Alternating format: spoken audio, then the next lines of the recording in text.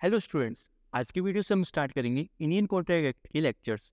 और आज की वीडियो हम देखेंगे एक कॉन्ट्रैक्ट की मीनिंग के बारे में और एक कॉन्ट्रैक्ट के मेन एलिमेंट्स के बारे में। और वीडियो स्टार्ट करने से पहले अगर आपको और वीडियोस देखने हो इंडियन कॉन्ट्रैक्ट एक्ट 1872 के, तो डिस्क्रिप्शन में प्लेलिस्ट बना रखी है, उसको चेकआउट करना ना भूले। तो आइए स्टार्ट करते हैं। इंडियन कॉन्ट्रैक्ट एक्ट 1872 गवर्न करता है प्रिंसिपल्स एंड रूल्स जो कि एप्लीकेबल है हर कोई कॉन्ट्रैक्ट पे जो कि इंडिया में फॉर्म हुआ हो। और ये इन्वॉल्व करता है दो या दो से अधिक पार्टीज जो कि लीगल राइट क्रिएट कर रहे हो उनके बीच में, और ताकि वो परफॉर्म कर सके उनकी ऑब्लिगेशन या कोई एक स्पेसिफिक डिजायर ऑब्जेक्टिव अचीव कर सके। अब बात कर लेते हैं in case of breach of contract. मान लीजिए जो एक पार्टी है वो अपनी ड्यूटी परफॉर्म नहीं कर पाई, तो उससे जो सामने वाली पार्टी है उसको कुछ लॉस हुआ होएगा। तो जो एक्ट है वो प्रोवाइड करता है तीन प्रकार के रेमेडीज। फर्स्ट है डैमेजेस। डैमेजेस में जो पार्टी है डिफॉल्टिंग उसको पूरा पे करना पड़ता है जितना सामने वाले को लॉस हुआ है। सेकंड है स्पेसिफिक परफॉर्मेंस, जहाँ पे जो कोर्ट है वो ऑर्डर करता है डिफॉल्टिंग पार्टी को कि उसको जो कॉन्ट्रैक्ट है उसको परफॉर्म करना पड़ेगा। थर्ड है इंजेक्शन। इंजेक्शन में कोर्ट ऑर्डर करता है डिफॉल्टिंग पार्टी को कि अब वो फर्दर कोई एक्शन नहीं लेगी। अब बात कर लेते हैं डे टू डे लाइफ के एक कॉन्ट्रैक्ट के बारे में। जब कभी भी आप ऑनलाइन फूड ऑर्डर करते हो तो रेस्टोरेंट एग्री करता है कि वो आपके एड्रेस पे आपका फूड डिलीवर करा देगा। अगर इन केस उसने फूड डिलीवर नहीं कराया है, तो आप क्या करते हो, रिफंड क्लेम कर लेते हो। तो ये डे टू डे लाइफ का एक कॉमन एग्जाम्पल है कॉन्ट्रैक्ट का। तो अब आइए डिटेल में जानते हैं कि कॉन्ट्रैक्ट की मीनिंग और उसके मेन एलिमेंट्स के बारे में।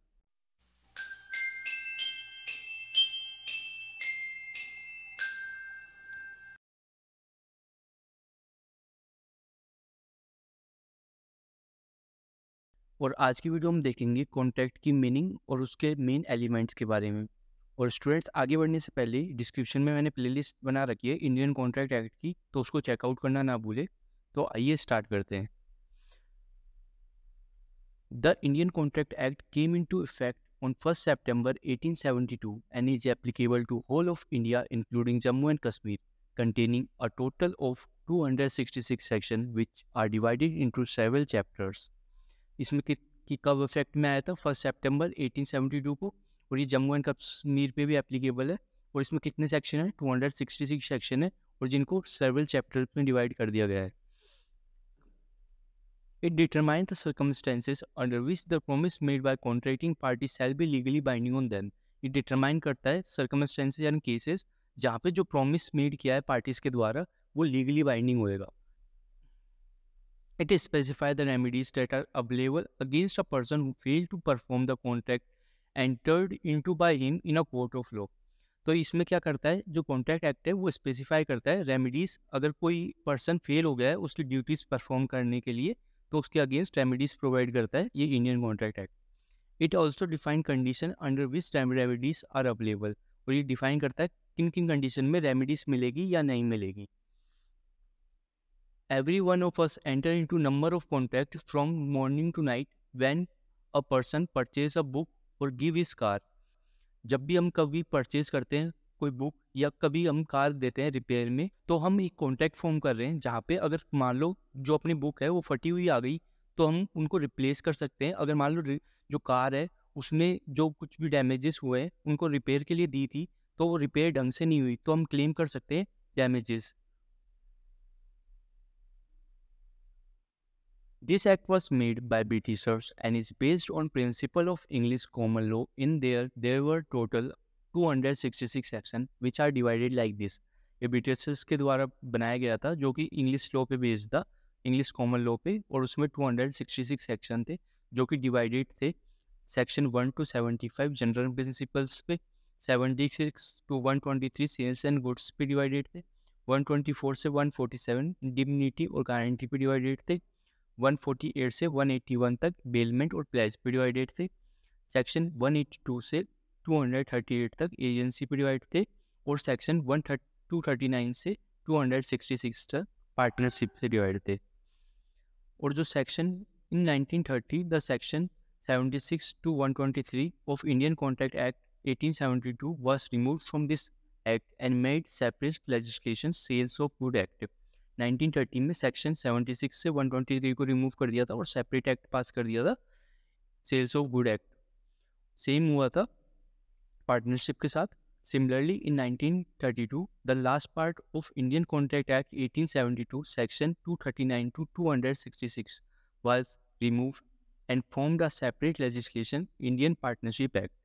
और सेक्शन रिमूव कर दिया गया था 1932 में 239 से 226 तक, और सेपरेट लेजिस्लेशन पास कर दिया गया था इंडियन पार्टनरशिप एक्ट। अब बात कर लेते हैं एलिमेंट ऑफ वैलिड कॉन्ट्रैक्ट, मतलब क्या क्या एलिमेंट होने चाहिए एक कॉन्ट्रैक्ट को वैलिड बनाने के लिए। तो इसके लिए सबसे पहले हम एक एग्जांपल के ले लेते हैं। मान लीजिए मेरे पास सारे सब्जेक्ट की एक रेफरेंस बुक है, तो उसके लिए मैं आपको ऑफर करता हूँ कि भाई मेरे पास सारे सब्जेक्ट की रेफरेंस बुक है, आपको चाहिए तो आप ले लो मेरे से। और आप कहते हो हाँ ओके मेरे को रेफरेंस बुक चाहिए पढ़ने के लिए, तो मैं बोलता हूँ कि भाई मेरे को सारे रेफरेंस बुक के बदले आप 3400 मेरे को पे कर देना, और आप वो एक्सेप्ट करते हो कि हाँ ओके मैं पे कर दूंगा 3400। तो अब आइए ये कॉन्ट्रैक्ट अपने बीच में हुआ है, इसको हम एलिमेंट्स के बेसिस पे समझते हैं। तो जो मैं आपको ऑफर कर रहा था, मतलब मैं आपको बोल रहा था कि मेरे पास सारी रेफरेंस बुक वगैरह है हर सब्जेक्ट की, तो वो हुआ ऑफर। ऑफर जैसे ही मैंने ऑफर किया, फिर उसके बाद में आपने बोला हाँ ठीक है मेरे को रिक्वायरमेंट है इन सारी बुक्स की, तो वो बना एक्सेप्टेंस।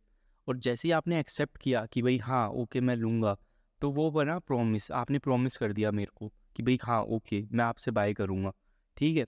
तो जैसे ही मैंने आपने मेरे से प्रॉमिस किया, तो मैंने आपको बताया कि भाई 3400 की मैं आपको चार्ज करूँगा इन बुक्स के लिए, तो वो बन गया हमारा कंसिडरेशन। एक वैलिड कॉन्ट्रैक्ट के लिए कंसिडरेशन होना अनिवार्य है। फिर जो कंसिडरेशन बना है वो बनता है हमारा एग्रीमेंट। जैसे ही कंसिडरेशन एक प्रॉमिस में ऐड हो जाता है, मतलब जैसे ही आपने प्रॉमिस कर दिया कि आप मेरे से किताबें लोगे, और जैसे ही मैंने आपको बोला कि भाई 3400 की भी आपको पे करना पड़ेगा, तो आपने कहा हाँ ओके मैं पे करता हूँ, तो ये अपने बीच में बन गया एक एग्रीमेंट। अब एग्रीमेंट दोनों भी हो सकते हैं, लीगली एनफोर्सेबल और लीगली नॉट एनफोर्सेबल। और जो कॉन्ट्रैक्ट अपने बीच में जो कॉन्ट्रैक्ट हुआ है, अगर उसको मैं लीगली इन्फोर्स करा सकता हूँ, मतलब आपको मैं पे करा सकता हूँ अमाउंट, तो वो हो जाएगा कॉन्ट्रैक्ट। अगर उसको मैं लीगली एनफोर्स नहीं करा सकता, तो वॉइड एग्रीमेंट होएगा वो। जो भी चीज़ लीगली एनफोर्स हो जाएगा, जो भी एग्रीमेंट लीगली एनफोर्स हो जाएगा, वो कॉन्ट्रैक्ट बन जाएगा। तो और जो चीज़ लीगली एनफोर्स नहीं होएगी, वो वॉइड एग्रीमेंट बनेगी, ठीक है। वॉइड एग्रीमेंट हम आगे आने वाले लेक्चर्स में पढ़ेंगे। ये offer, acceptance, promise, consideration, agreement, ये हमारी डेफिनेशंस में भी है, तो हम इनको डिटेल में वहाँ पे पढ़ेंगे अच्छे से। तो आइए आगे का पढ़ते हैं डेफिनेशन। अब बात कर लेते हैं डेफिनेशंस की। According to sir Frederick, every agreement and promise enforceable at law is contract. Sir Frederick ने क्या बोला है कि हर कोई जो एग्रीमेंट जो कि एनफोर्सेबल है एट लॉ, उसको हम कॉन्ट्रैक्ट बोलते हैं। यही चीज़ हम पिछली स्लाइड में पढ़ के आए हैं, वो सेम चीज़ सर फेडरिक ने बोली है। According to Salmond, a contract is agreement creating and defining obligation between parties. Salmond ने क्या बोला है, कॉन्ट्रैक्ट क्या है, एक एग्रीमेंट है जो क्या करता है, डिफाइन करता है ऑब्लिगेशन दोनों पार्टीज के बीच में। और according to Indian contract act 1872 section 2 clause H, define contract as an agreement enforceable at law. Indian contract act में सेम बोलता है जो सर फेडरिक ने बोला है, हर कोई एग्रीमेंट जो कि एनफोर्सेबल है एट लॉ, उसको हम कॉन्ट्रैक्ट बोलते हैं। सर फेडरिक ने भी सेम बोला है कि हर कोई एग्रीमेंट जो कि एनफोर्सेबल है at law. Contract is set of promise which give rise to obligation which can be enforce और रिकग्नाइज्ड बाय लॉ। कॉन्ट्रैक्ट क्या है, सेट ऑफ प्रॉमिस है जो कि राइज करते हैं ऑब्लिगेशन जिनको हम एनफोर्स करा सकते हैं बाय लॉ इन कोर्ट। अब मेन कंक्लूजन क्या आता है, जो हर कोई एग्रीमेंट जो कि एनफोर्सेबल है बाय लॉ, उसको हम बोलते हैं contract. Thank you guys, that's all for this video. If you like the video, please hit the like button.